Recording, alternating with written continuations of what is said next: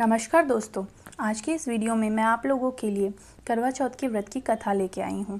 तो चलिए कथा स्टार्ट करते हैं। एक साहूकार के 7 लड़के और एक लड़की थी। सेठानी के सहित उसकी बहुओं और बेटी ने करवा चौथ का व्रत रखा था।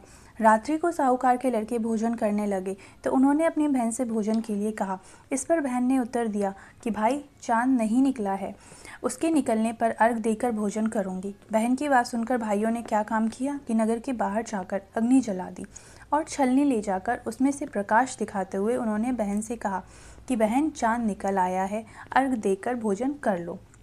यह सुन उसने अपनी भाभियों से कहा कि आओ तुम भी चंद्रमा को अर्घ दे लो, परंतु वे इस बात को जानती थी। उन्होंने कहा, बहन जी, अभी चांद नहीं निकला है, तेरे भाई तेरे से धोखा करते हुए अग्नि प्रकाश छलनी से दिखा रहे हैं। भाभियों की बात सुनकर भी उसने ध्यान ना दिया और भाइयों द्वारा दिखाए प्रकाश को अर्घ देकर भोजन कर लिया। इस प्रकार व्रत भंग करने से गणेश जी अप्रसन्न हो गए। इसके बाद उसका पति सख्त बीमार हो गया और जो कुछ भी घर में था वह सब बीमारी में लग गया। जब उसने अपने किए हुए गलती को पता लगाया तो उसने पश्चाताप किया। गणेश जी की प्रार्थना करते हुए विधि विधान से पुनः चतुर्थी का व्रत करना आरंभ कर दिया। श्रद्धानुसार सबका आदर करते हुए सबसे आशीर्वाद ग्रहण किया।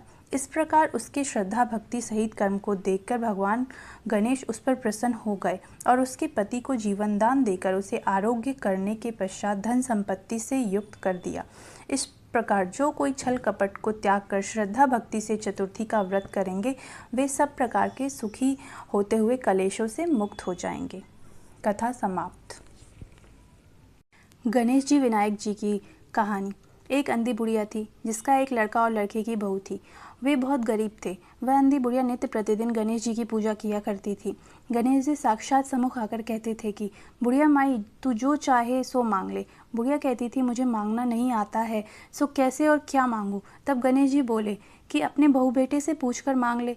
तब बुढ़िया ने अपने पुत्र और बहू से पूछा तो बेटा बोला कि धन मांग लो और बहू ने कहा कि पोता मांग लो। तब बुढ़िया ने सोचा कि बेटा बहू तो अपने अपने मतलब की बात कर रहे हैं, अतः उस बुढ़िया ने पड़ोसियों से पूछा तो पड़ोसियों ने कहा कि बुढ़िया, तेरी थोड़ी सी ज़िंदगी है, क्यों मांगे धन और पोता, तू तो केवल अपने नेत्र मांग ले जिससे तेरी शेष ज़िंदगी सुख से व्यतीत हो जाए। उस बुढ़िया ने बेटे और बहू तथा पड़ोसियों की बात सुनकर घर में जाकर सोचा, जिससे बेटा बहू और मेरा सबका ही भला हो, वह भी मांग लूँ और अपने मतलब की चीज़ भी मांग लूँ। जब दूसरे दिन श्री गणेश जी आए और बोले, बोल बुढ़िया, क्या मांगती है? हमारा वचन है, जो तू मांगेगी सो ही पाएगी। गणेश जी के वचन सुनकर बुढ़िया बोली, हे गणराज, यदि आप मुझ पर प्रसन्न हैं तो मुझे 9 करोड़ की माया दे, निरोगी काया दे, अमर सुहाग दे, आंखों में प्रकाश दे, नाती पोता दे, समस्त परिवार को सुख दे और अंत में मोक्ष दे। बुढ़िया की बात सुनकर गणेश जी बोले, बुढ़िया माँ, तूने तो मुझे ठग लिया। खैर, जो कुछ तूने मांग लिया है वह सभी तुझे मिलेगा। यूं कहकर गणेश जी अंतर ध्यान हो गए। हे गणेश जी, जैसे बुढ़िया माँ को मांगे अनुसार आपने सब कुछ दिया है, वैसे ही सबको देना और हमको भी देने की कृपा करना। कथा समाप्त।